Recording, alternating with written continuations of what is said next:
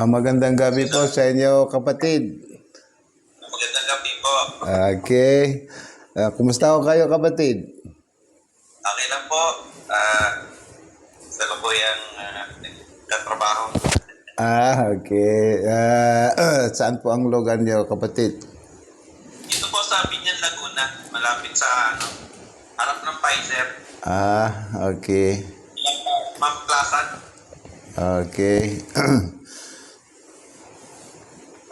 Bismillahi, alhamdulillahi, rabbil alamin. Wassalatu wassalamu ala rasulihil amin. Amma ba'du. Una sa lahat ay idalangin po natin sa Panginoon. Naway kayo ay kanyang ingatan sa lahat ng mga masasama. Ganon din idalangin po natin sa Panginoon na kanyang pagkalooban ng maraming kabutihan ng maikling oras po natin ngayon. Tungkol po ito, kapatid, sa ang usapan po natin ngayon ay tungkol po sa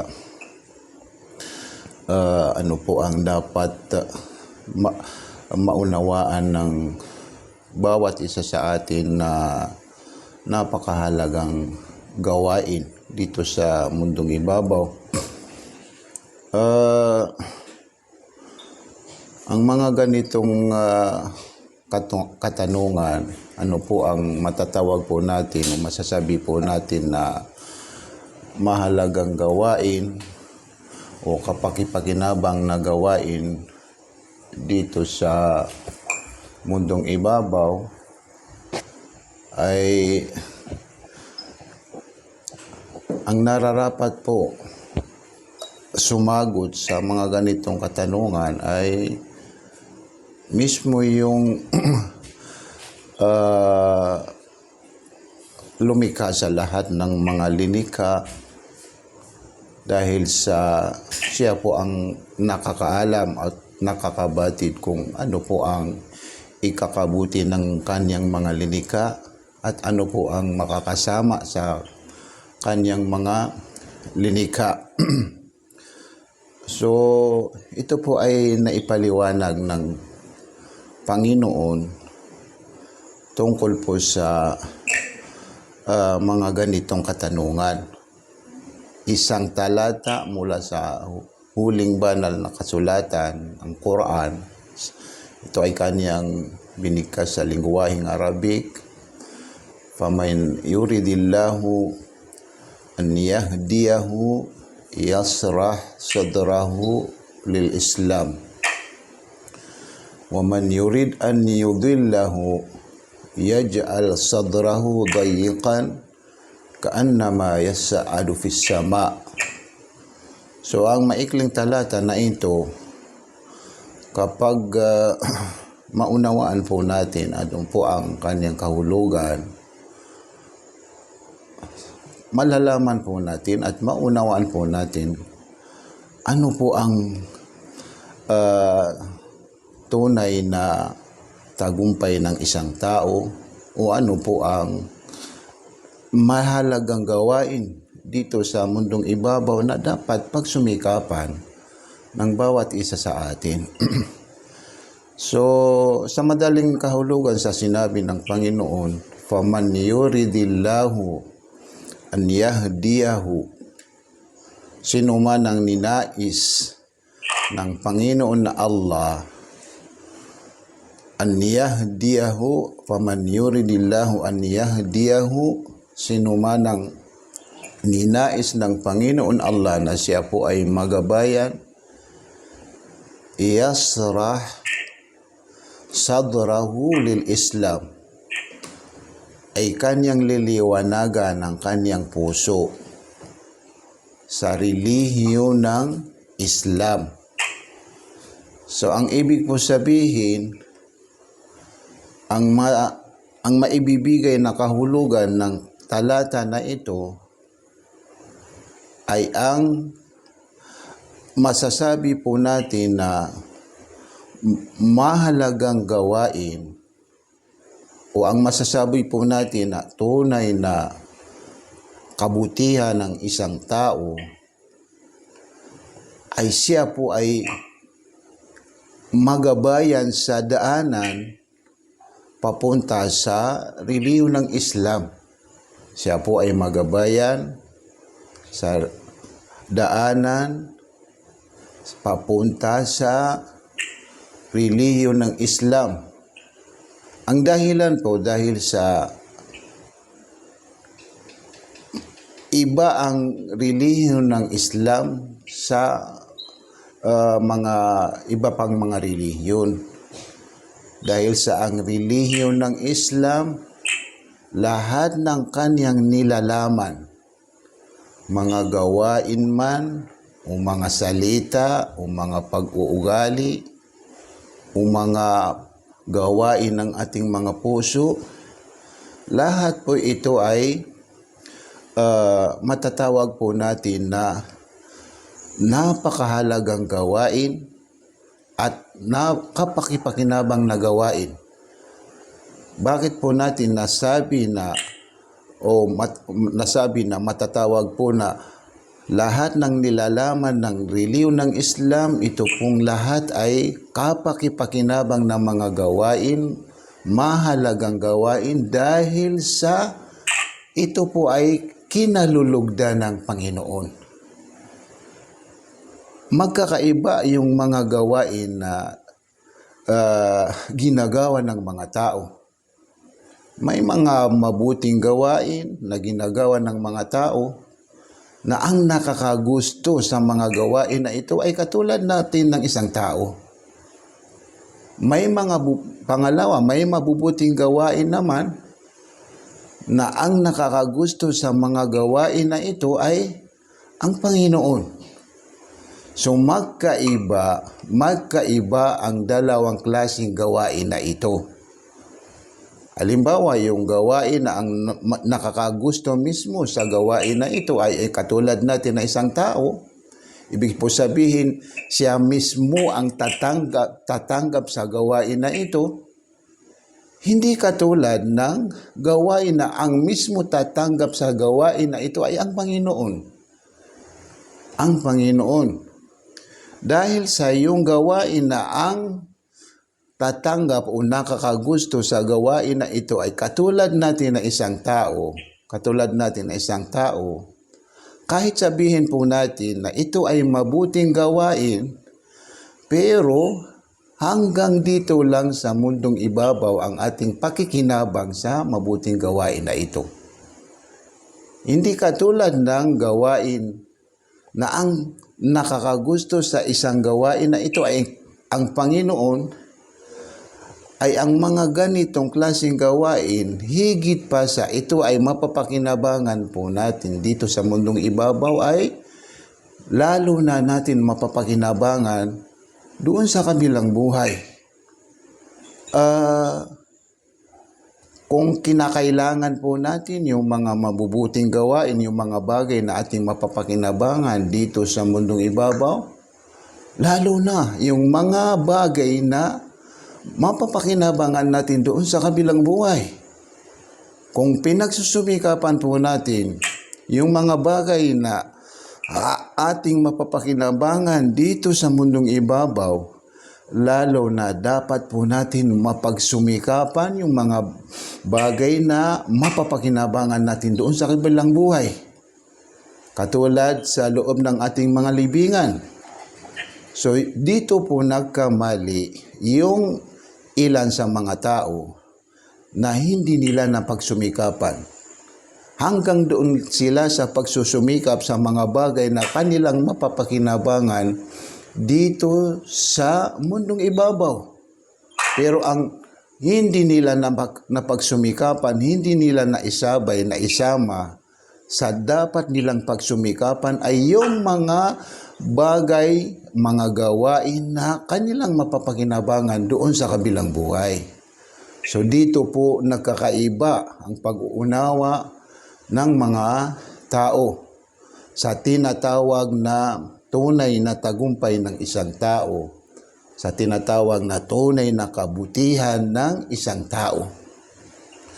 Kaya yung talata na ating binigkas kanina, faman yuridillahu an yahdiyahu yasrah sadrahu lil Islam. Sino man ang ninanais ng Panginoon Allah, siya po ay magabayan, yasrah sadrahu lil Islam, liliwanagan ng Panginoon ang kanyang puso sa relihiyon ng Islam. Yung nilalaman ng relihiyon ng Islam, lahat po ito kinalulugdan ng Panginoon. Kaya ang taong matatawag po natin na, o ang taong masasabi po natin na nahanap niya at naunawaan niya ano ang tunay na tagumpay ng kanyang sarili, tunay na kabutihan ng kanyang sarili, siya yung taong nakita niya ang relihiyon ng Islam, siya yung taong naunawaan niya ang relihiyon ng Islam, siya yung taong naunawaan niya lahat ng nilalaman ng relihiyon ng Islam ay lahat po ito kapaki-pakinabang at lahat po ito napakahalaga. Bakit po natin nasabi? Dahil sa lahat ng nilalaman ng relihiyon ng Islam, itong lahat ay kinalulugdan ng Panginoon. Ibig po sabihin na kinalulugdan ng Panginoon ay tatanggapin ng Panginoon para sa atin. Kapag ang isang gawain, kahit sabihin po natin na simpleng gawain, pero kung ang tumanggap sa simpleng gawain na ito ay ang Panginoon, masasabi po natin na sobrang napakahalagang gawain. Sobrang kapakipakinabang na gawain. Dahil sa higit pa sa mapapakinabangan po natin dito sa mundong ibabaw ay lalo na natin mapapakinabangan doon sa kabilang buhay. May nabanggit sa isang hadis na isang lalaki, ito ay naikwento ni Propeta Muhammad, sumakanya naw ang kapayapaan ng isang lalaki na ang dahilan kaya siya makakapasok sa paraiso dahil sa kanyang nagawa simpleng gawain. Ano po yung nagawa ng simpleng gawain? Yung pinainom niya ang isang aso na nasa matinding pagkakauhaw. At naisip niya, painumin niya yung aso na nasa matinding pagkakauhaw at gawin niyang intensyon niya para bilang pagsamba sa Panginoon. At ito ay tinanggap ng Panginoon para sa kanya at ginawa ng Panginoon dahilan ang simpleng gawain na ito na siya ay makakapasok sa paraiso. So, ibig po sabihin ay mapapakinabangan niya ang simpleng gawain ito dito sa mundong ibabaw, higit sa lahat ay mapapakinabangan po niya doon sa kabilang buhay. Masasabi po natin yung mga hindi pa mga Muslim, tama, sila po ay nakakagawa ng mga mabubuting gawain. Mayroon sa kanila, napakaganda ang kanyang pag-uugali. Mayroon sa kanila gumagawa ng mga mabubuting gawain, nagbibigay ng kawanggawa, tumutulong sa mga nahihirapan o maganda ang kanyang pakikitungo sa kanyang mga magulang o mga kamag-anak. Maganda ang kanyang pakikitungo sa kanyang mga kapitbahay. Pero dahil sa ang wala sa kanila ay yung tamang intensyon na gawin nila ang mabubuting gawain na ito bilang pagsamba sa nag-iisang Panginoon, ay hanggang dito lang sa mundong ibabaw nila mapapakinabangan ang mga gawain mabubuti na ito dito sa mundong ibabaw. Pagdating nila sa kabilang buhay ay hindi nila mapapakinabangan. So saan po ang pipiliin po natin sa dalawang gawain na ito? Yung gawain na hanggang dito lang sa mundong ibabaw natin mapapakinabangan, o yung gawain na higit pa sa mapapakinabangan natin dito sa mundong ibabaw ay patuloy pa rin na mapapakinabangan natin doon sa kabilang buhay. ang pipiliin po natin siyempre yung isang gawain, yung gawain na patuloy na mapapakinabangan natin doon sa kabilang buhay. Kaya yun ang kahulugan sa kanyang sinabi, sa sinabi ng Panginoon, "Faman yuridillahu an yahdiyahu yasrah sadrahu lil Islam."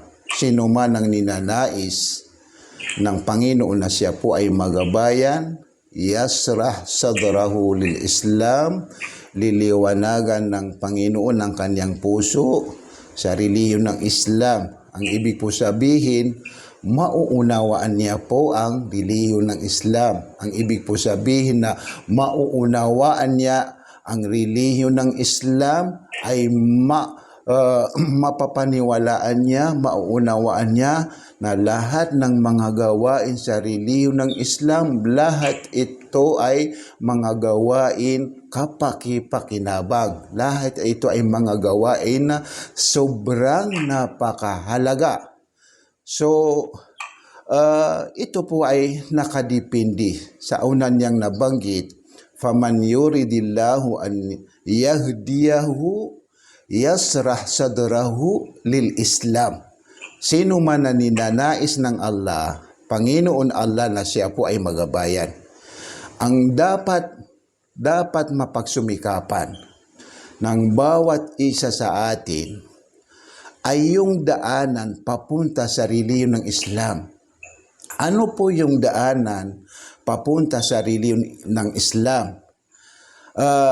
Dahil sa ang kailangan po natin, kailangan ng isang tao, kailangan ng isang taong hinahanap niya ang kanyang tunay na tagumpay ng kanyang sarili, ay makita niya yung relihiyon ng Islam na lahat po ito ay mga gawaing kapaki-pakinabang.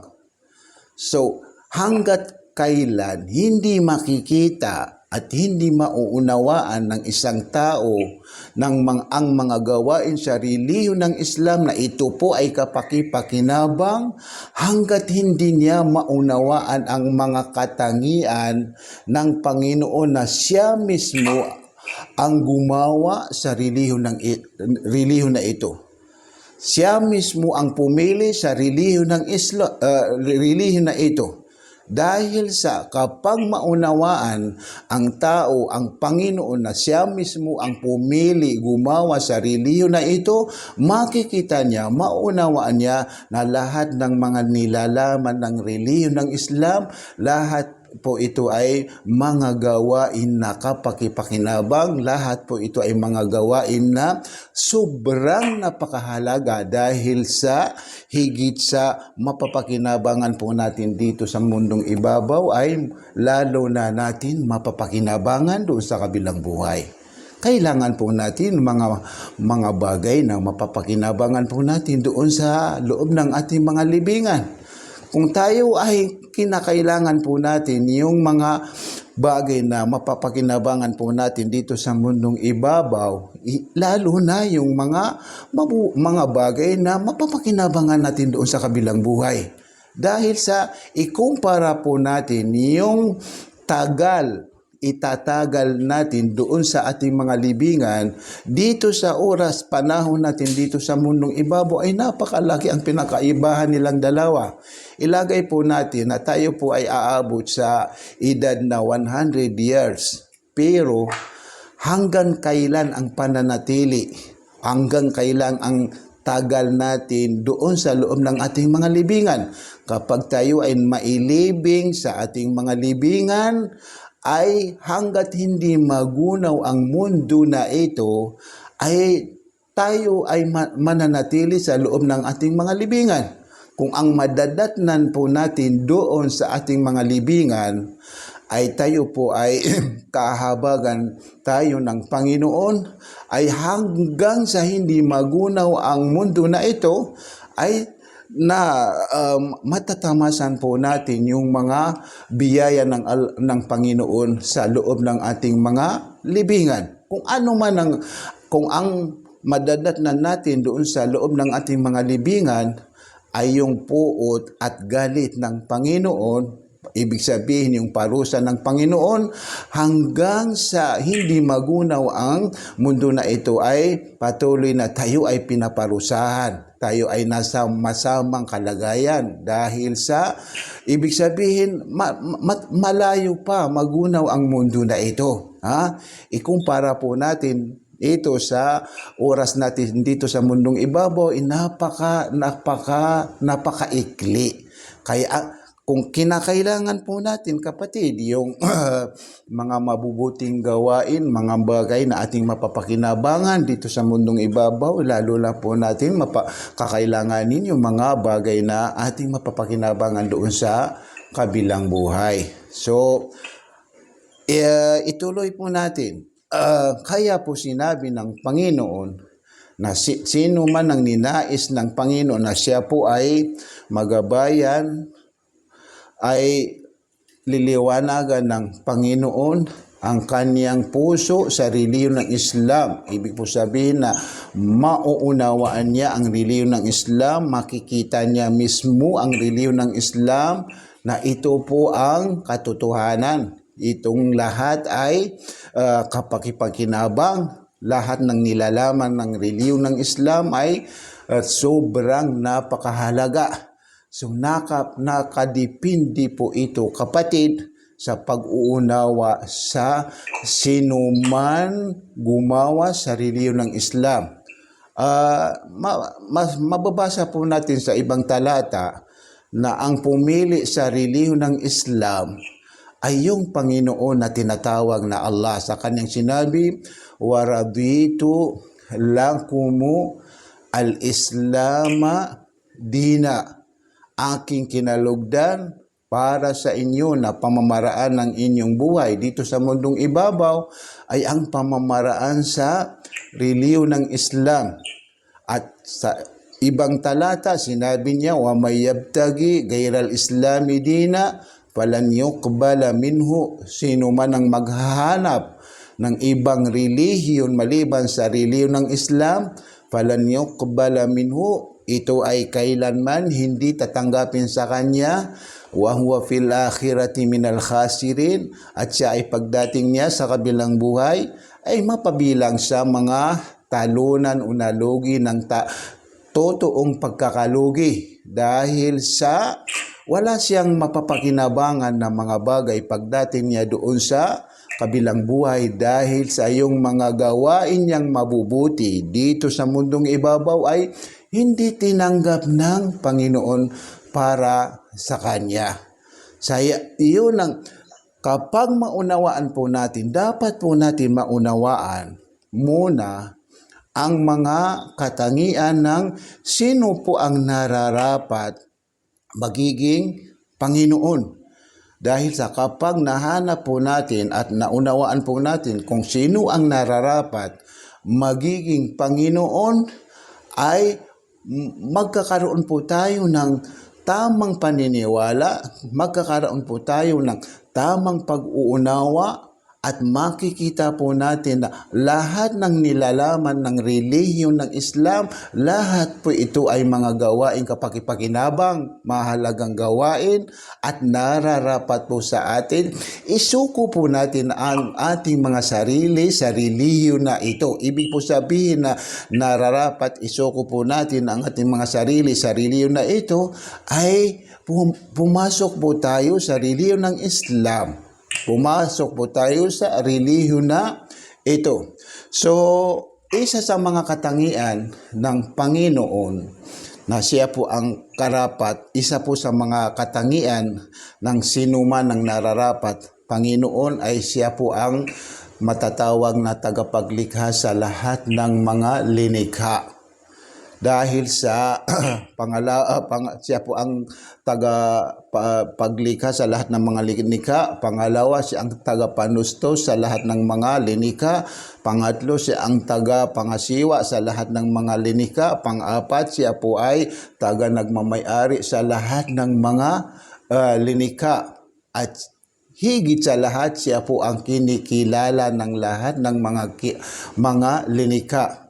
Kung papakinggan po natin yung isang talata na ito po ay nakakapagbigay ng kahulugan ng lahat ng mga linika ay ang kanilang kinikilala na Panginoon ay yung Panginoon na ang tawag sa kanya ay Allah.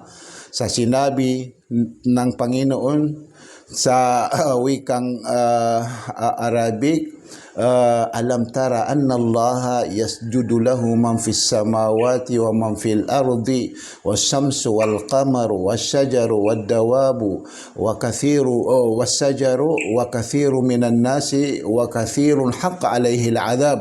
Sa madaling kahulugan, hindi mo ba nalaman o Muhammad na ang Panginoon Allah yasjudu lahu man fis samawati wa man fil ard, siya po ay nagpapatira pa sa kanya ang lahat ng nakatira, nilalaman ng 7 palapag na kalangitan at 7 palapag na kalupaan. Wasyamsu wal qamar, ganun din nagpapatira pa sa kanya ang araw at saka ang araw at saka buwan, at ganun din nagpapatira pa sa kanya ang mga bituin, ganun din nagpapatira pa sa kanya ang mga bundok, ganun din nagpapatira pa sa kanya ang mga puno, ganun din nagpapatira pa sa kanyang lahat ng mga hayop, ganun din nagpapatira pa sa kanya ang ilan sa mga tao, at ganun din ang karamihan sa mga tao, wa kathirun haqq alayhi al-adab, at karamihan naman sa mga tao ay ang nararapat po sa kanila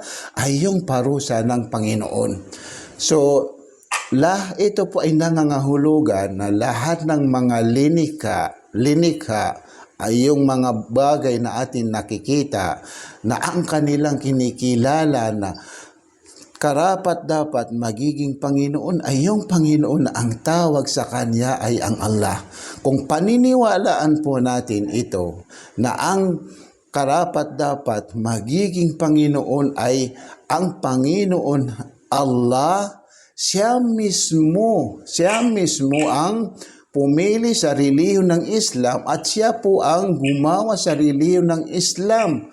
So, kapag pinaniwalaan po natin ang kanyang mga katangian, halimbawa siya ang tagapagbigay ng panustos, siya ang tagapaglikha sa lahat ng mga linika, siya ang nagmamayari sa lahat, magkakaroon po tayo ng paniniwala at magkakaroon po tayo ng pag-uunawa at ang mapaniwalaan po natin lahat ng mga bagay na nilalaman ng relihiyon ng Islam, ito pong lahat ay mga bagay, mga gawain na kapakipakinabang at na sobrang napakahalaga.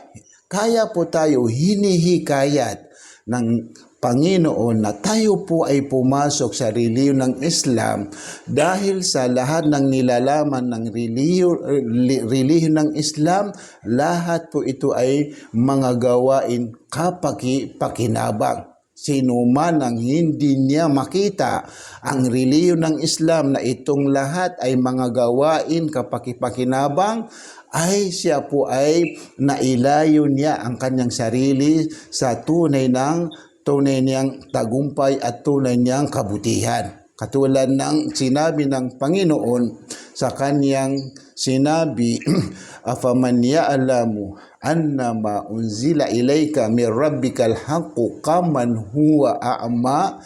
Ibig po sabihin sa talata ito ay magkaiba ang kalagayan ng dalawang tao. Ang unang tao ay nakita niya ang relihiyon ng Islam na ito po ay katotohanan. At yung tao na hindi niya nakita ang relihiyon ng Islam na ito po ay katotohanan, magkaiba ang kanilang kalagayan. Ang nararapat po sa tao, hinahanap niya ang kanyang tunay na tagumpay, tunay niyang kabutihan, ay ang makita niya ang relihiyon ng Islam na ito po ay katotohanan.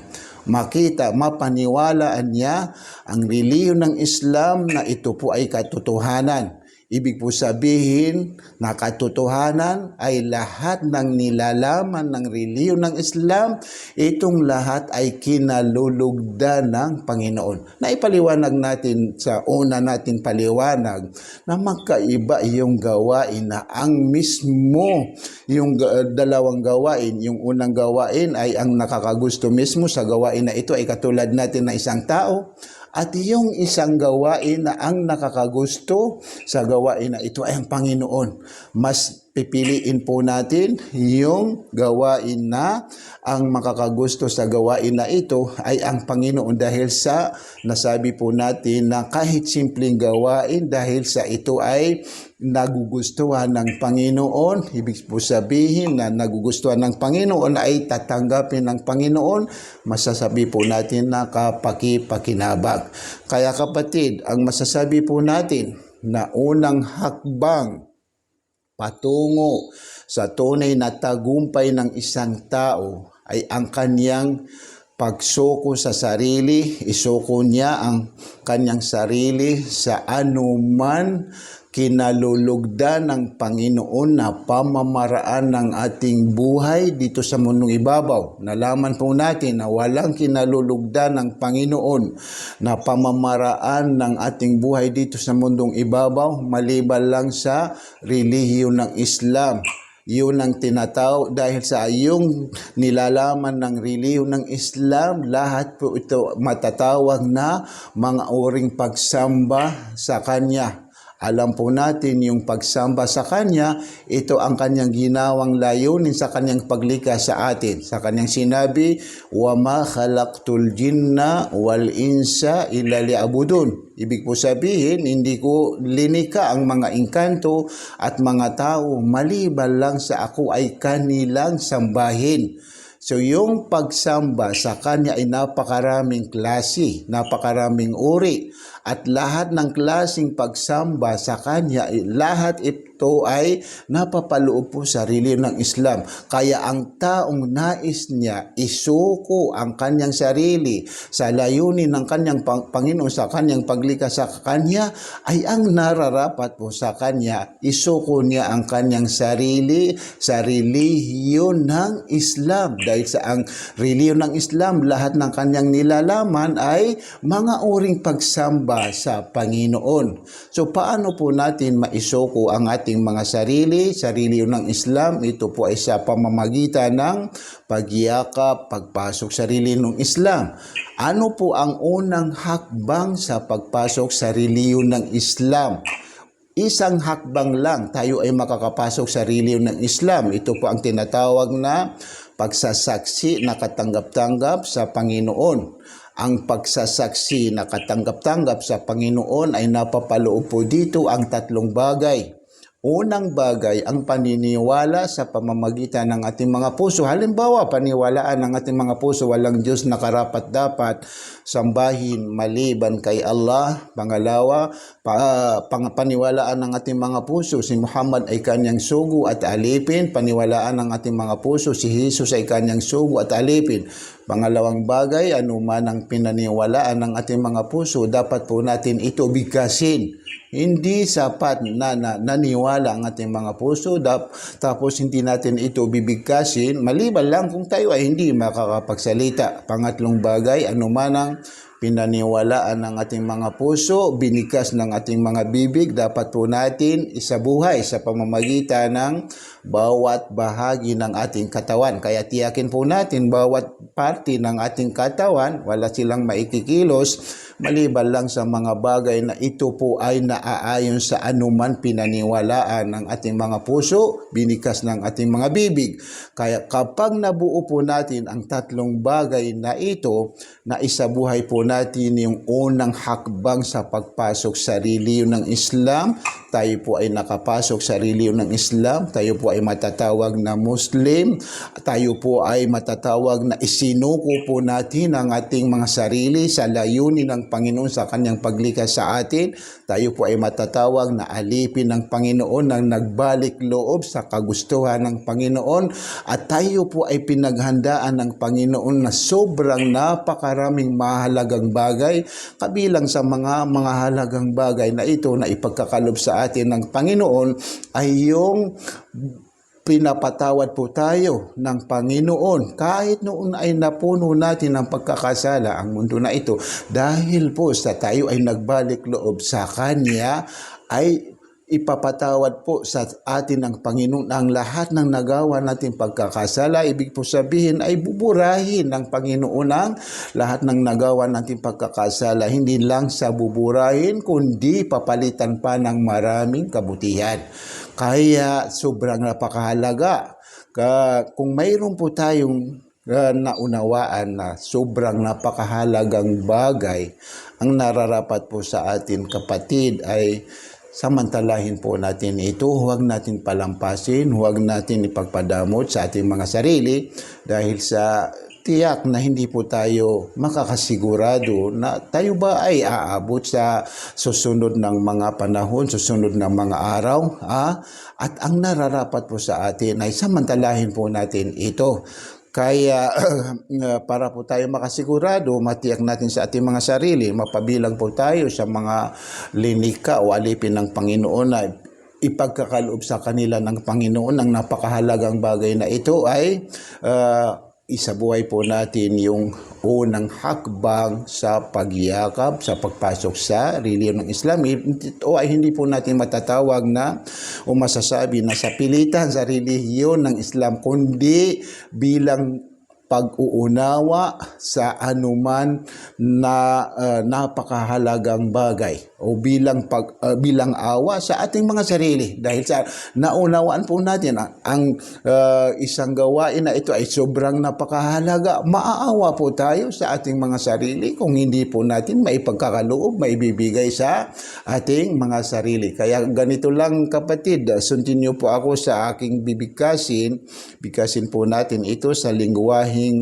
Arabic, tapos i-translate natin sa lingwaheng Tagalog para maunawaan po natin ang anumang binibigkas po natin. Itaas po natin ang ating kanang kamay, kapatid. Ito ay sinyalis ng ating sinasamba ay ang kanyang katangian ay nag-iisa. Ibig po sabihin na nag-iisa ay wala siya pong katambal at wala siyang kaagaw. Hindi po tayo pwede magkaroon ng dalawang Panginoon o maraming Panginoon, dahil sa kung ang Panginoon ay dalawa, magugulo po tayo, dahil sa siguradong sila po ay makakaagawan ng kagustuhan. Kaya isa po sa mahalagang katangian ng sino man ng nararapat Panginoon ay siya po ay walang katambal. Ito po ang kahulugan.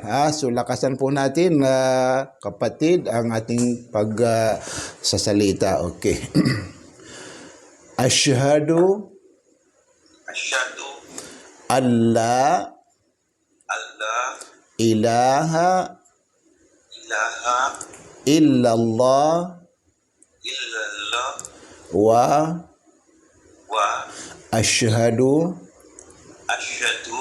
anna Muhammadan abduhu wa rasuluhu wa asyhadu anna